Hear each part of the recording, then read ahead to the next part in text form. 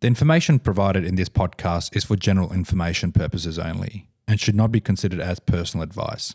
Always consult with a qualified professional or expert in the relevant field for personalised advice tailored to your specific situation.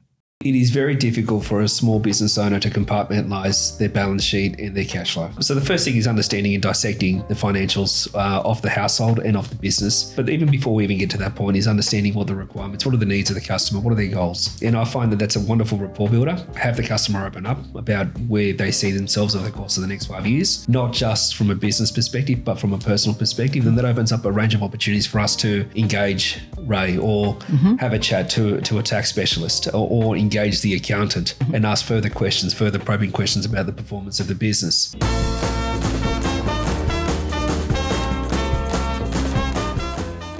Welcome to another episode of The Wealth Guide, sponsored by Ryker Capital. My name is Tamara Story, and I'm the Advice Practice and Growth Manager. I'm very excited to have three very intelligent and knowledgeable gentlemen on the couch with me today. Do you mind if we go around and just briefly introduce yourself to everybody? Thank you.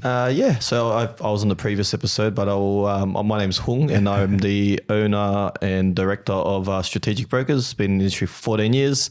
Accounting major, used to run nightclubs and poker tournaments for a living. We love the very background. Love it. G'day everyone, my name is Ray, founder and director of Ryker Capital. Been in the industry for almost around 17, 18 years. Prior to this, I was working for one of the large financial institutions, mostly in the private banking sector.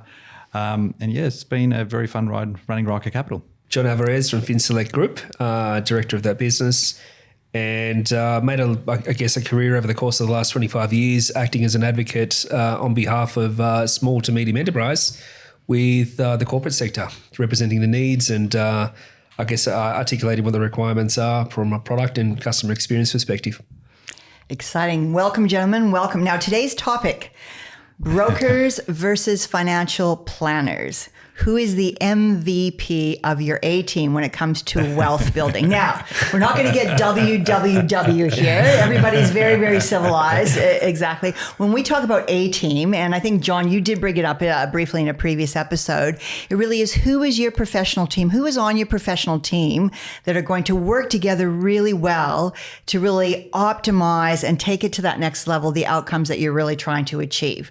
And who could be on an A team? Who are these professionals? Accountants, people think of accountants, could be a lawyer setting up, structures, estate planning. We're talking about the importance of having a broker and a financial advisor on your A team, not only on the team, but working really well together to really take those outcomes to a next level. So that's what we're going to dive into today. And I'm very excited to do that because I have been fortunate. I have had a broker and financial advisor on my A team. Let's unpack it for everybody today. How about that? I might go over to you, just over to my left. Hung, when did it kind of come into your mind or thinking that, hey, establishing a really good referral relationship with an advisor might be very advantageous to clients? Was it something a client said or needs that you recognized? Where did this first come about? Yeah, so I worked at Westpac actually for about 2 years. And during that period when I was there, they were very heavy on referring to financial planners. So I guess I made all of my mistakes in the banking world, in the space of, I didn't quite understand what it meant referring to a financial planner back then. The banks were on this big shift of referring there because that was their biggest profit margins. It was more of a business perspective, not a client perspective. Correct. Yeah. Correct. Yeah. And I really felt that in what we were doing there. Yeah. And part of the reason why I left the bank was I didn't really believe in what the end goal was. It was very revenue driven for them. Whereas ultimately I always wanted to see people get the best outcome in their lives, right? So, when you engage a broker, a financial planner, or, whoever it is that you first engage when you're making that big financial decision, you got to be sure that that person is going to be genuine, I think, is probably the first thing. And how do you identify whether they're genuine or not? Is it whether they're wearing socks in today's podcast? We're shutting it down. Thank you very much. Like, really, you've got to... You make an excellent point. Because, look, as I was driving in today, I thought about the needs of our clients. And the clients have two particular set of needs. One that as an advisor or as a trusted advisor, we are technically competent at what we do and deliver outcomes. But the other more important is that there is some chemistry. Yeah. And there's a deeper understanding at an emotional level, and there's the advisor is relatable, that we can build rapport, we can build that trust, because you can be the most technical person and be highly competent, but if that trust doesn't exist between client and advisor, it becomes so much more difficult to deliver outcomes or build lasting relationships. So the emotional component is critical in my view. Sorry. No. Don't be sorry. I really got excited when you said that, because not only are you talking about the communication and the trust between a trusted advisor and a client, we are in a group now. So we have that trust communication between the two advising sources like yourselves for the benefit of that client. Ray, when you started the business, I know that you thought about, working with brokers for the benefits of clients. What were your initial thoughts of what you wanted to achieve for clients in establishing these relationships? Great question, Tamara. Look, I think I always see mortgage brokers as the key conductors of the business, because they get to see, much like advisors do, clients' financial snapshot right in front of them. And they can exactly identify going, right, this is where I can add value for my customer. Whilst I can't provide that service, but I do know that I've got some good people around me now that will be able to assist them with tax minimization strategies, or perhaps have a look at their insurances or superannuations or self-managed super funds. So there's a variety of these strategies and gaps that mortgage brokers can identify immediately for their clients, adding not only to their financial well-being, but also to their personal benefit. So the identification, can you think of an example, Hung, of you working with a client, you're doing some advice for them, they've come to you for a specific, outcome, and you've identified they also need this. I'm going to refer to Ray for this specific need. Is there any example you can share so people can kind of bring it to life and understand? Yeah, so I think, we've been working with Ray for quite some years now, so we have a good understanding of each other's businesses and how we operate.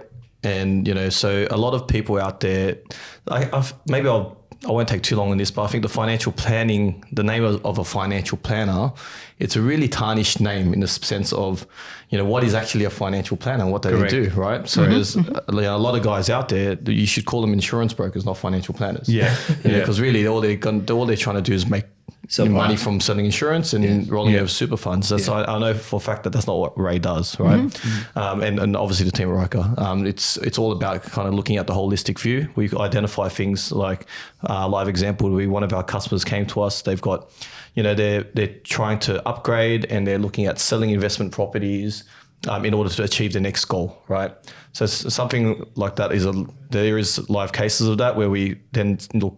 We got to think about all of the planning that goes into this, the capital gains, the CGT events, and it might not just be Ray and myself in the deal. We'd have to bring in someone else, like an accountant, a lawyer. There'll be extra parties in there, but if you've got a good basis of your A team, whether it's the planner or it's the broker or it is the accountant, or whoever it is, you'd like to think that they've got their A team too. So you want this whole Bermuda Triangle of people that are actually doing. I'm not sure Bermuda Triangle what was the best label on that angle, but yes. It's going to be a positive triangle. Let's call it Paradise Island. Yeah. Paradise Island. That's what it is. Let's segue to that as well. I think the recent example to what Hung just said was about a client that Jeff had referred from Hung's team, where one of his clients have recently sold their investment property and they had this massive capital gain tax bill.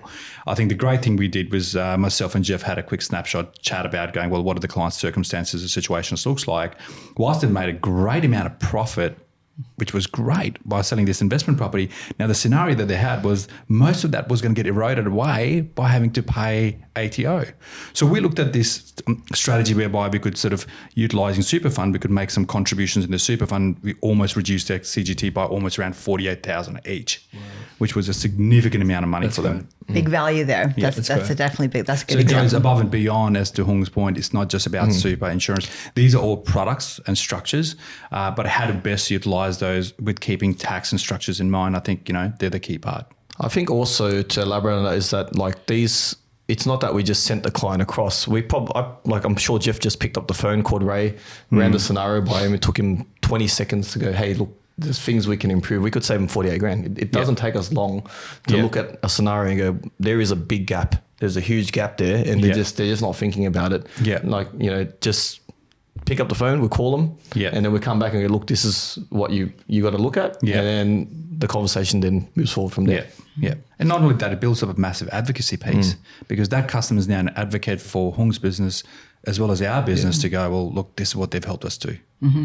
No, that's very important. That kind of is picking up, what I'm picking up of there is there were goals for clients. So this isn't just talking about this is a one-off. They had properties, they held them for a period of time for a reason. They wanted to sell. So these are long-term goals or strategies to go towards long-term outcomes. I know when we were talking about before the episode, John, I might segue to you because I really liked some of the things you were saying, which I think would be great to share. Just that gap of when your clients see you of what planning, identifying goals, what were you talking about? I thought that was very relevant. Sure. So because we deal often with self-employed clients, what we notice is that many of them have a high level understanding of where they'd like to be in the next 2 or 3 years. So we go through a process where we start to provide a bit of clarity and crystallize those goals and then challenge the client to think about strategies and particularly identifying the capital requirements required to get to that level of abundance or wealth over the next 3 years. And I think that's where there's a lot of synergy between Ray's team and our team at Vin Select Group. We take a very strong ethos and commit to it with clients via process to identify goals.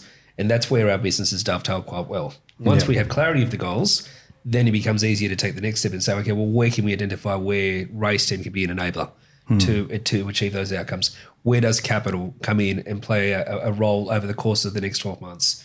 I think if we can look at the common points of where we dovetail, goal setting or business planning or personal planning, I think that's where we get most value from each other's business, I think. Absolutely, John. I think, and to your point as well, I think creating that little ecosystem for a client, I think it's a lot easier for a client to then sort of run that scenario either through yourself, myself, and for us to sort of tag team on to go, well, okay, how do we create this for our customer? Yeah. So creating that nice little ecosystem provides a great benefit. And again, I'm just going to use another example because I love the stories. Looking at one of the strategies that obviously Clem had referred, one of the clients that Clem had referred, we looked at some of the tax minimization strategies there. And now most of the brokers think that all advisors do is just talk about super and insurance, much to Hung's point. But at this point, clients' objective was to build their wealth through property.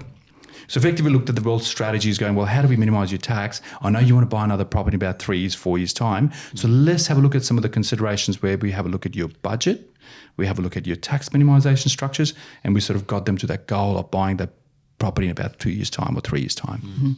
Well, that's exactly right, because people have goals, but then I think, and what I'm picking up, correct me if I'm wrong, we know the goals, we know the goals, we've got a plan.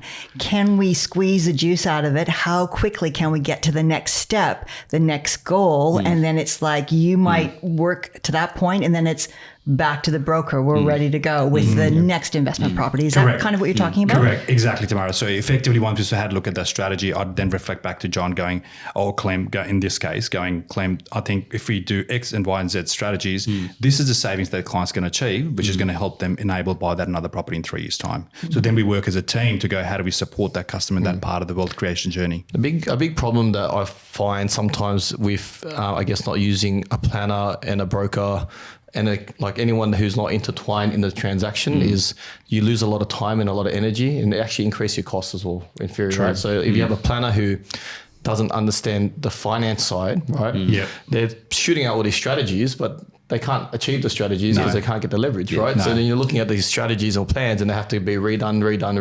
Correct. You're losing efficiency, time. You need kind of people to understand in sync, what the goals are and, what they're trying to achieve. And whether it's realistic. That's the thing. Well, that kind of led me to something too. How are you guys communicating, right? Because I think segues into that, because you don't want to have a discussion with, I've gone to yourself, got a first loan, secured a first property. I want to build a property portfolio. Let's say you've referred them over to Ray and the team because they're going to work on that. And then what are those communications like to make sure that the strategies and the goals, you've spent a lot of time speaking with the broker initially. How are we making sure those strategies and goals are in sync? How do you manage that, John? That's an excellent point. From our perspective, the mortgage or say the mortgage broker workflow and that of the financial planner are two different workflows, sequential steps. I think what I've learned working with Ray's team at different points is the more we're exposed as brokers to your workflows, the more seamless we create and the less chance of something falling through the gap. Yep. Or, so effectively it's having exposure to workflows of the referral partner, and conversely, the referral partner having access to our workflows to understand how we can best integrate. And often it's a change management exercise when two partners come together for the first time, and it may take a couple of months to become accustomed to the cadence, to the workflows, but also the points of opportunity where we pick up data from a client and then we're able to say, okay, great, well, here's an opportunity for the planner. And conversely with us, you guys refer information to us because we're in the business of solving capital problems. Yeah. So, but I think it may take a couple of months before you find that synergy.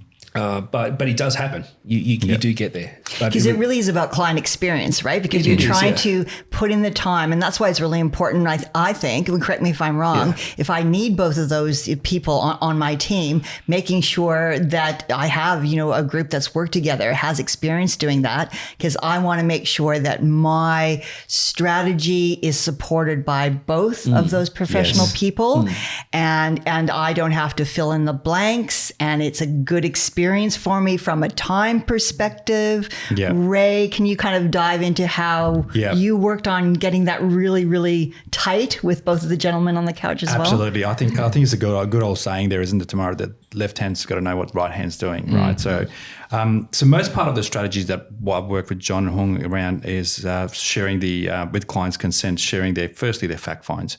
I think a fact find does paint a very good picture for a client whereby what does their financial positions look like? And from there on, it just becomes a lot easier process because it's more about clients' goals and objectives rather than asking the same questions with clients already gone through John or Hung. And it's not wasting their time. So you're already there with the client going, Mr. Client, this is what I know about your financial circumstances. Please advise me if this is right or not. And once we've confirmed that, then we can sort of move towards the goals and objectives and the interesting part that they want to do. What is going to help them achieve their wealth goals or tax savings goals or boosting their wealth. I think it's a wonderful rapport building point where, as a broker, you ask the client about what the goals and objectives are and where do they like to see themselves and their businesses over the course of the next 2 years. And often brokers forget to ask about goals and objectives. But I think it's really, really important. I think there's, one big thing is, it's nice to have all your goals and objectives, right? But what we find is some people are, I don't know, it's not that they're too ambitious, it's that actually we can set into realistic expectations, right? So, everybody comes to me and says, I want to buy 10 properties in 10 years. This is like the ultimate thing. I'm buying 10 properties in 10 years. I'm like, great. Do you know what it takes to buy 10 properties in 10 years? And then, so what happens is I kind of draw it and I go, look, you need to be earning 600 grand income. And they're on 120 now. And they go, well, that's unrealistic. And I was like, well, how do you get to 600? Is that even a possibility? Maybe yes, maybe no. But at this stage in your life, that is not a possibility. But how do we get there? And, what time does it take? So we try to figure out, I guess, what is needed for the customer in order to achieve their goals. And then they start scaling it back. Okay, I actually want 4 properties in 10 years. And then we get to Ray and we go, let's quantify this now. And from quantifying it to show, look, this is what it's going to look like and how much you're actually budgeting for that.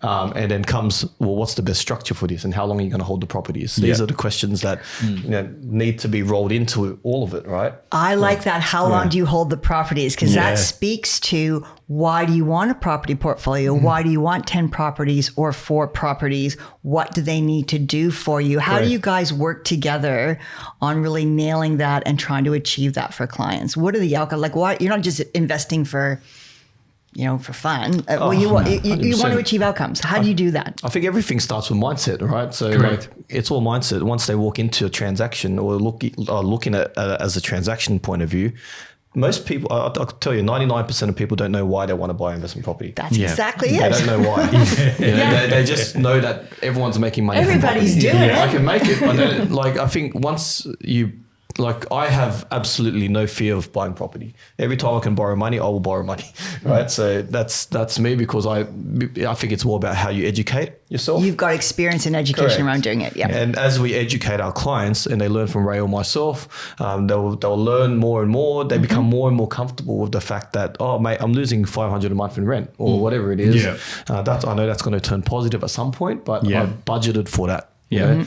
And I'm really just looking for capital growth, whatever it is that their strategy is going to be. Yeah. you But know? at some points, we've also had to go back to the clients to go, hey, Mr. Client, I don't think it's the right strategy for you, because ultimately your income does not match it and there's no other tax benefits that you're going to potentially gain out of it.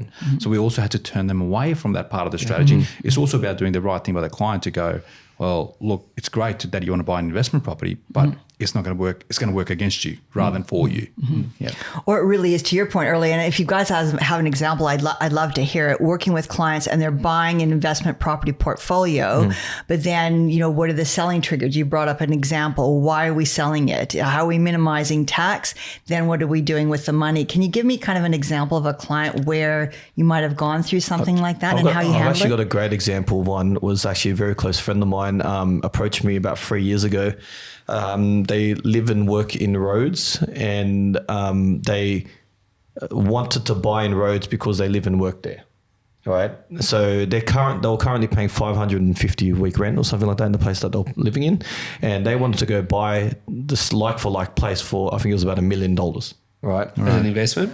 No, to live in. To live in, right? And my question to them was, why do you want to buy this? And I go, where do you want to live? And they're like, well, we only want to live here for a little while, but we don't want to rent anymore. That was the answer to that, right? I'm like, and so why are you buying it? They go, I don't know, I'm buying it because I've always been told by my parents to own what you live in, right? That might be the case in some instances, but then I just revert back to them, well, the area where you're buying, let me ask you, how many apartments are there? And they're like, I don't know. I'm like, mate, I could tell you there's a lot of apartments.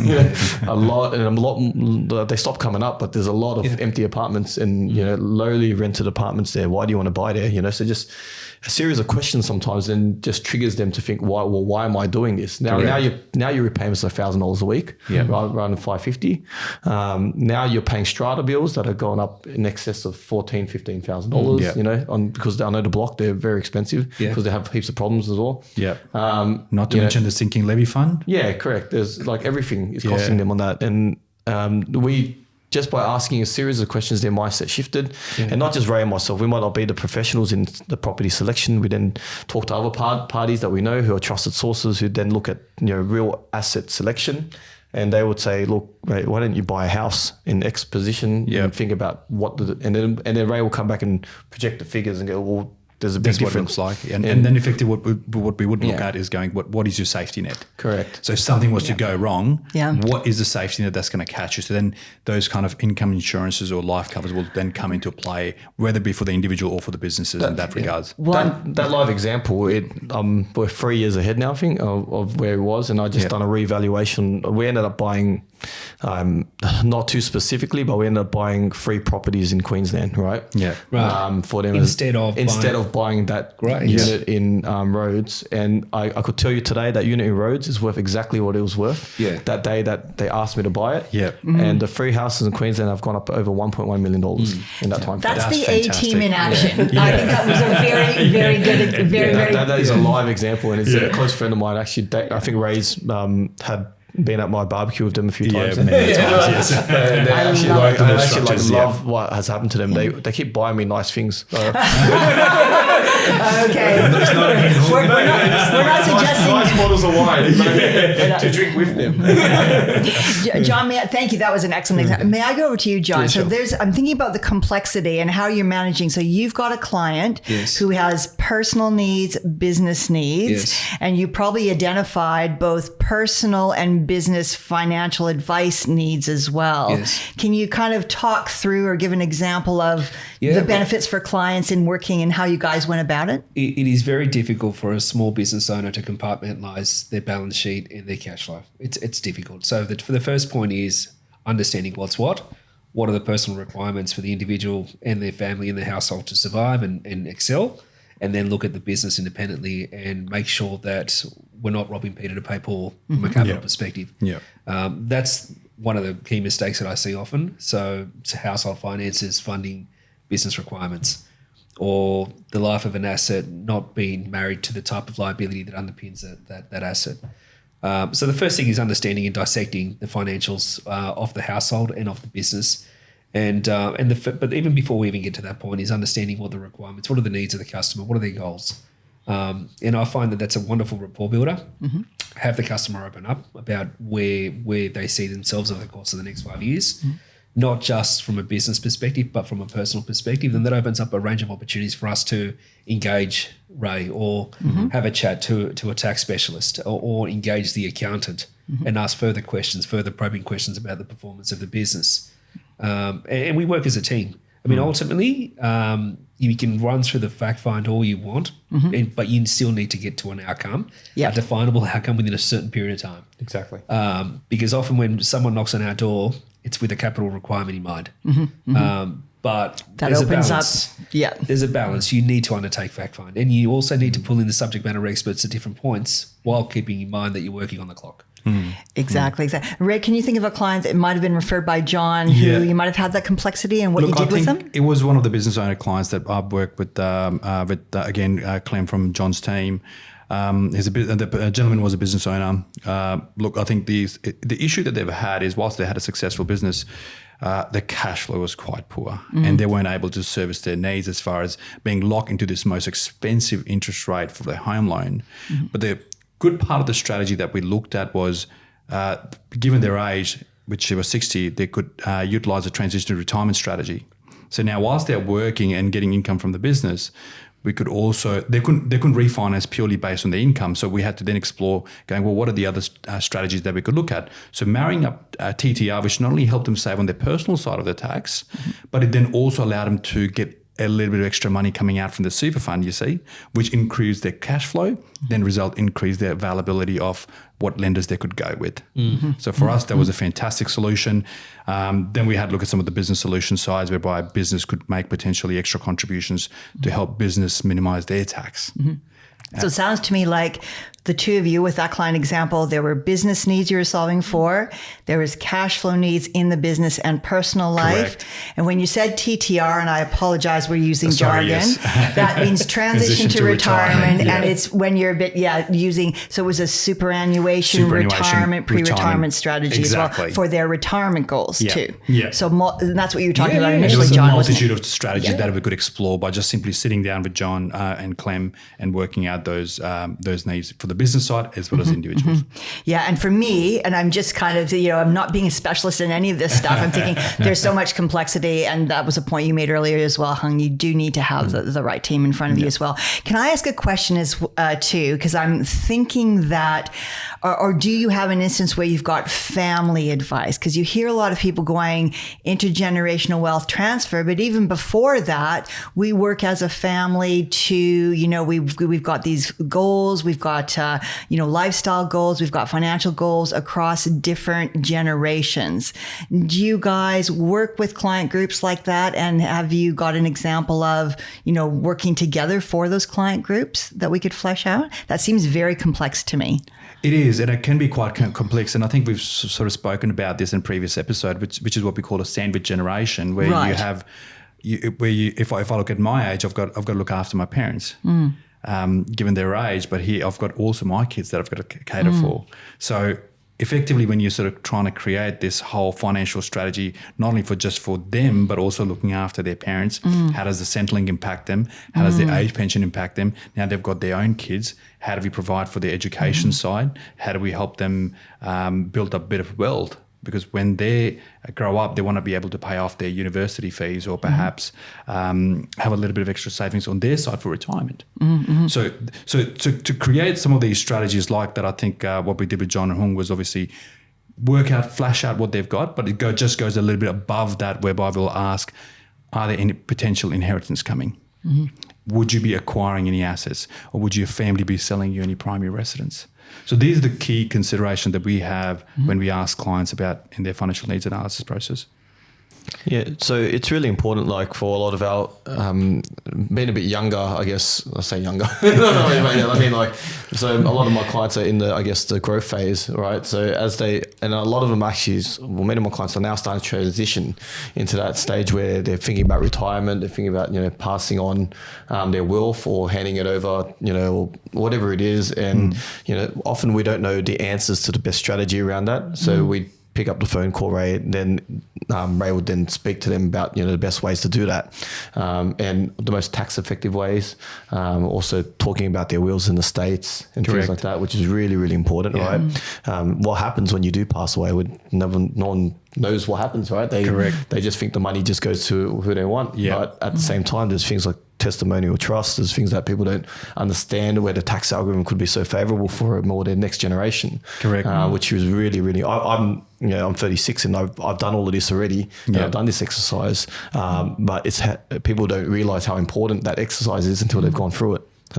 So would be, I think that, can I dive into a question just to make sure I understand what you just said? So let's say you've got an older generation that might have major property assets in their name, and they want to help younger generations, and they're coming to you on using equity, maybe selling an investment property. Is that the type of thing you're talking about? Yeah. And that kicking up what you can do, but also what Ray needs? I think it's not just necessarily the older guys. I'll probably correct myself with that. It's anyone with assets, really. So anyone with a decent amount of assets, they need to think about where that's going to shift, and how that's going to move and what's going to happen. And even things like you and your partner, like if you passed, for instance, what's going to happen to all the loans? They can't service the debt. So there's a lot of things that need to be looked at. To add to that complexity, when you add a business, and that business has multiple partners, and the transitioning of shares and the holdings of one entity through to the family. And I guess what type of plan do you have in terms of what will the future look like when you're not around? Not only that, sorry, cut you off there, but not only that, the tax consideration plays a key part. I think what you need to sort of plan out is really going, well, okay, if something was to happen, what are the taxes that my family is up for or I'm up for? Because just because you pass away doesn't mean that you don't pay tax on those, right? So tax is a big part of the consideration. And to John's point, is my wife going to be, is the business going to be able to afford to run it on its own? Or the other business partner, how they're going to get paid out, or how they're going to buy me out?